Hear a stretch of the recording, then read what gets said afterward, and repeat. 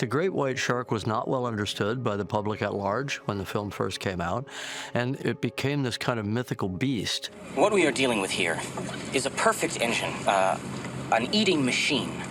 I've never seen anything as perfect as a great white shark. What really strikes you when you see a great white shark in person is not just how long they can be, but how big around they are. Great whites are one of the most epic predators that you'll ever find in the wild. They're essentially governors in the way that they control the sizes of all the populations beneath them. And what did you say the name of this shark is? It's a Carcharodon carcharias. It's a great white.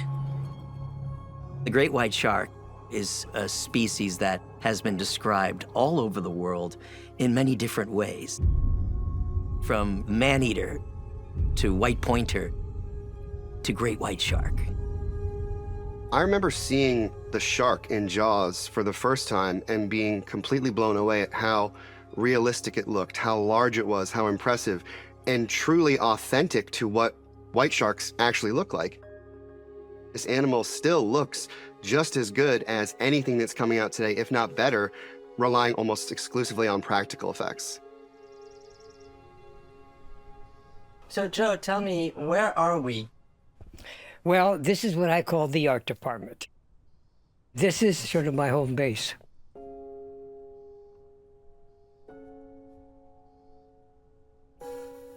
These are the concept sketches that I did early on before we had a finished script. What happened was David Brown called me and he said, Joe, we think Jaws, it might make a damn good movie if we could sort of illustrate the activity of the shark. So he said, just give me a couple dozen illustrations of the shark activity. I pretty well did these as it's described in the galley sheets. Joe Alves designed drawings of a shark that he could put up against the wall in a production office. He did an 18-foot long shark. He did a 26-foot long shark. He did a 32-foot long shark. And these are full-size drawings. And we had to evaluate which one do we commit to, which one do we build. And for me, the 18-foot shark was not that intimidating, but the 32-foot long shark was not realistic. And it would have turned the genre of the film into science fantasy. The 26-foot long shark was just right, I thought, for Jaws.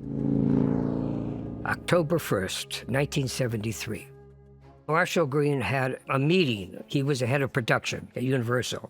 And he said, okay, Joe, can you make the shark? I says, yeah, I certainly could try. He says, okay, find somebody and make it off the lot. And somebody recommended Bob Maddy, and I found Bob, and I put a crew together. This is the ingenious shark building team. Cheers. Bob and Whitey. Yeah. Whitey doesn't like to turn around and look in the camera. He's a little Right, okay. Just for Steve, final pose here, one in a million. We got 7 of the crew. I called them the Magnificent 7. Joe Alves. Yes. And we started building the shark. Bob Maddy was taken out of retirement to create the creature, the great white shark, in its many incarnations. What we needed was a shark to go left to right, and one to go right to left, and then one on a big crane. So we had 3 sharks to build. A shed was set up in the San Fernando Valley. It was like making Apollo. It was like a new invention. Bob Maddy, he had the chops. And the fact that he had built all this other great stuff, like the 20,000 Leagues Under the Sea giant squid, he knew how to build it. So yeah, in theory, it'll work. I thought it'd be fun to nickname the shark after my attorney, Bruce Raymer. So I started calling the shark Bruce. And then the shark shed, where Whitey and Bob Maddy, everybody else was working, they started calling the shark Bruce. And then everybody forgot why it was being called Bruce. It just was named Bruce.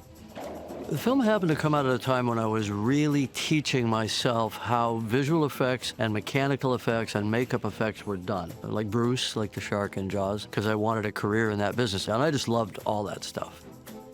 As a constructor of animatronics and puppets, to operate in that scale with basically hydraulic and incredibly powerful machinery, that is remarkable. Basically, I was doing a lot of research with sharks and talked to Ron and Valerie Taylor. Ron and Valerie Taylor I knew well from the documentary Blue Water, White Death. And I wanted them to bless our production. I also wanted them to be able to work on the film. And I said to them, is there any way we can get actual great white footage that I could intercut with a mechanical shark? And they said, absolutely. We'll go to the Great Barrier Reef off of Australia, and we'll get the footage that you need. He simply left it up to Valerie and I to get what we could according to the script. He basically realized at that time that there would be the possibility that he would have to shoot around what we got because it's a wild animal and they just don't do what you want them to. Back on the lot, the studio said, we're going to start shooting this movie in the next month. And I'm saying, wait a minute, I have a year and a half to build the shark. No, you don't. We're going to start shooting because the book's so popular. That's all they care about, is the money. They don't have any idea what we're doing, how complicated it was. No.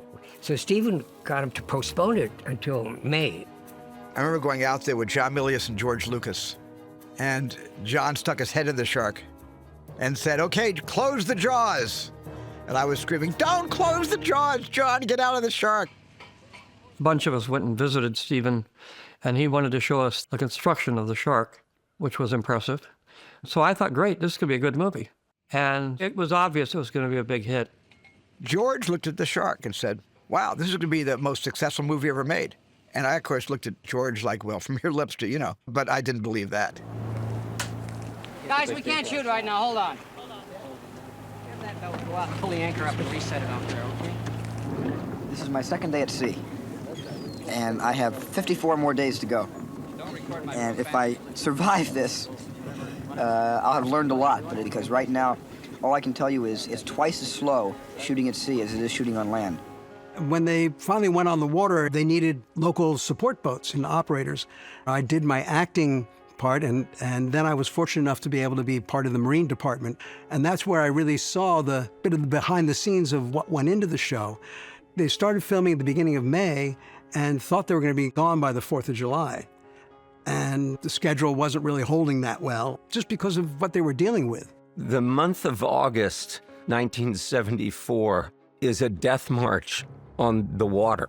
We were on the ocean for like 4.5, 5 months, and we all began going off the deep end, literally. It's not the time it takes to take the take that takes the time. It's the time it takes between the takes that takes the time it takes to take. Anytime you're dealing with water, it doesn't get twice as hard. It instantly gets 5 times as hard. He always laughs whenever I do a water film. He says, don't you know how hard this stuff is? I said, yeah, I know. There was nothing fun about making Jaws. It was a very, very hard thing to go out on the real ocean, be knocked around by the waves, by the currents. One more time. Shark comes up. And then we have to re-anchor, reposition the camera boat. Suddenly, the electrical barge with the generators running the arcs is too far away. And then on top of all that, 80% of the time, the shark didn't work. The first mistake with the shark was they built it for fresh water. What's the difference? Well, electrolysis. They built the shark in a hurry, and then they realized that salt water eats everything. They tested the shark for the first time in the water, and we had at least 20 boats of tourists who had gathered around an area to watch the shark work. And we had the shark on a huge 90-foot platform 30 feet underwater. And at the press of a hydraulic button and pulling a lever back, supposedly the shark comes shooting out of the water head first. And this has absolutely happened. The shark came up tail first. Tail first, and it was like it was like a 25-foot moon. Some nights we'd go to the warehouse and you'd see the sharks lined up there, and they were always working on it.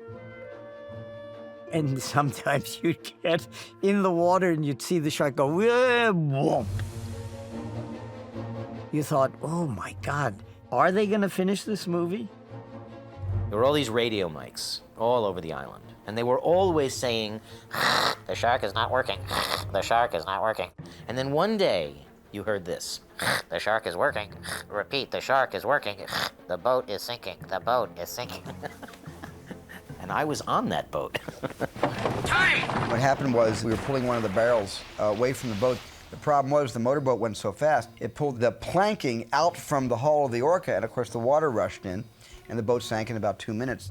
Get the actors off the boat! Get the actors off the boat! John Carter, who won an Academy Award for Best Sound for Jaws, picked up the Niagara. He was on the boat and held over his head and said, the actors saved the sound department. And I had this image to this day of John sinking, holding the Niagara over his head, and he came up months later with an Academy Award in his hand instead.